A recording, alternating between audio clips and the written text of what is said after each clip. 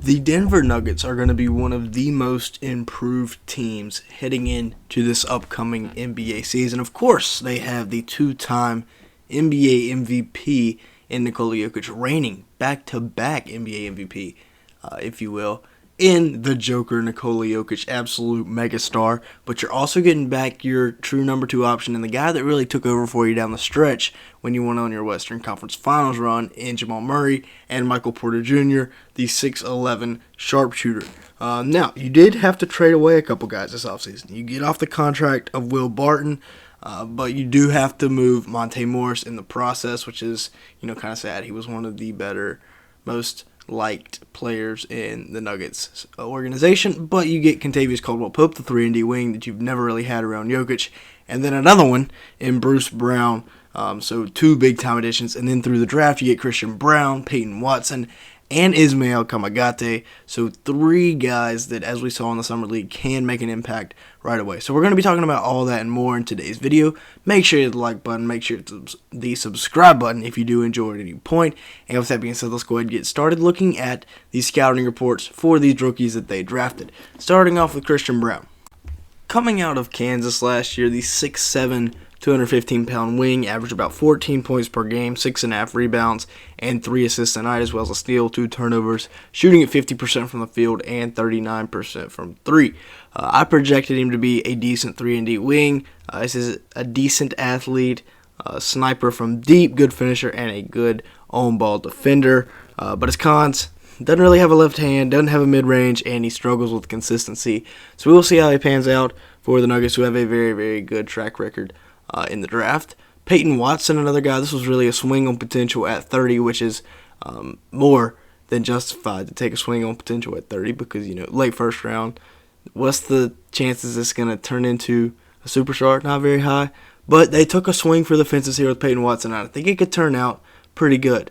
Shuffled to the back of the rotation last year at UCLA due to the Bruins trying to win a national championship where he didn't play good out of the gate.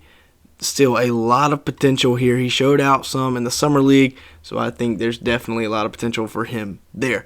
Ismael Kamagate, another guy here who, fell all the way to 45, and there is a lot of potential for this guy as a high-level rim protector, high-level rim runner, and a very good rebounder, and we saw that on display in the Summer League as well. So interested to see how many minutes he will get in the Nuggets rotation this year. Now, the depth moves that the Nuggets have made this year, and they're big time. Bringing in Bruce Brown, I love this. I think this is a great pickup for them because we talk about the 3-and-D wings that you need to surround Jokic with, and I think this is one of them. I think he's an absolute stud. DeAndre Jordan, on the other hand, maybe not the greatest move. He's going to be the backup center, so he's not going to be too impactful, but I would have liked for them to have DeMarcus Cousins over him. Don't have enough roster spots for him, though, which is unfortunate. Neither one of these guys are going to start, but I do expect for Bruce Brown, at least, to have a big-time impact on this rotation as the backup 2 guard, because he's such a great 3-and-D player, really, really good defender, and then he can knock down that 3-ball. Now, the big trade that they made this offseason, it was very, very unfortunate for Nuggets fans that they had to move on from their boy Monte Morris, but it had to be done. And you had that kind of flexibility because of the emergence of Bones Hyland, who was a great pick in last year's draft. So at the end of the day, you get off of Will Barton's contract. You do have to sacrifice Monte Morris, but you have the replacement in Bones Hyland, and you get the 3-and-D wing that you've always wanted, yet you've never had surrounding Nikola Jokic. And I think this is going to be by far the best Nuggets team that is going to be around Jokic with all the pieces they have coming together. And then Ish Smith also coming over to Denver in this trade. But I think this is a good trade for both teams. It's a win-win trade, one of the rare win-win trades in the NBA because the Wizards get their point guard and then another wing, and the Nuggets get that 3-and-D guy. Both teams, were willing to make that work because of a surplus at a certain position. Now let's just take a moment to talk about this man, Nikola Jokic. Just signed that $260 million extension. Or not $260 million extension, but he's the first $260 million player in the NBA after signing that huge extension. Actually, it might have been 260.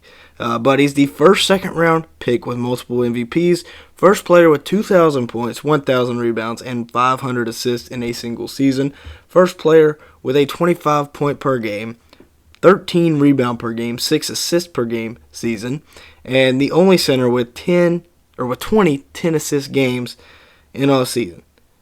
And he's only 27. This guy is insane. He's just about to enter his prime, which is crazy. He's already won 2 MVPs before that. And now with the best team that they've had around him during his time as a Nugget, it's about to get scary in Denver. I think they're legit contenders in this Western Conference.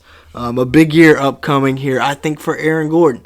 I think, once he gets back into his role, into his niche as, that superstar role player, kind of with the likes of Draymond Green, where he averaged 15 points per game, 6 rebounds and 2.5 assists last year, but he can just be an off-the-ball type guy, cutting, knocking down threes, playing good defense. I think once he gets back into that role, he's really going to excel.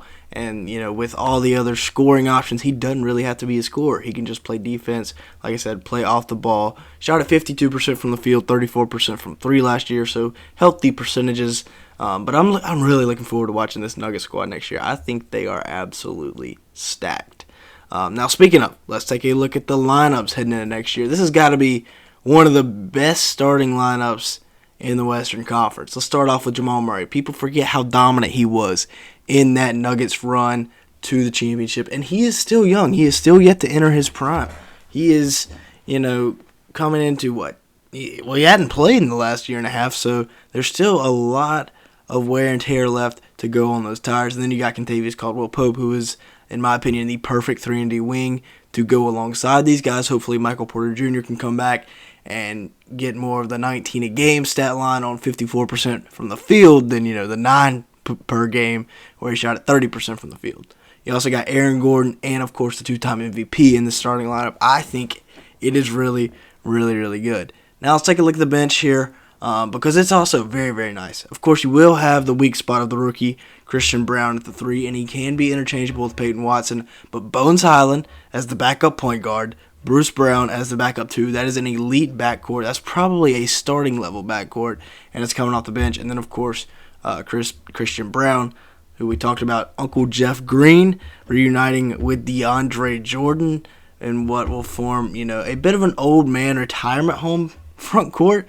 But nonetheless, it'll get the job done. A couple of vets here to go along with all this youth. And then I wouldn't be surprised, honestly, if Kamagate or Zeke Naji gets some minutes there in the front court, taken away from DeAndre Jordan. Speaking of the others, let's talk about them. Ish Smith at the backup point guard spot. If somebody goes down, he's the next man up. Peyton Watson, as we mentioned, definitely could be getting some minutes at the backup 3 if Christian Brown disappoints. And then Zeke Naji and Ismail Kamagate. If Jeff Green or DeAndre Jordan gets hurt or just aren't playing, if they don't have it anymore, those 2 guys are the next 2 up in line. With that being said, that's going to be it for today's video. Thank you so much for watching. Make sure to hit the like button and the subscribe button if you did enjoy at any point. And make sure to leave me a comment down below, as it really helps us out in the YouTube algorithm. And with all that being said, thank you so much for watching today's video.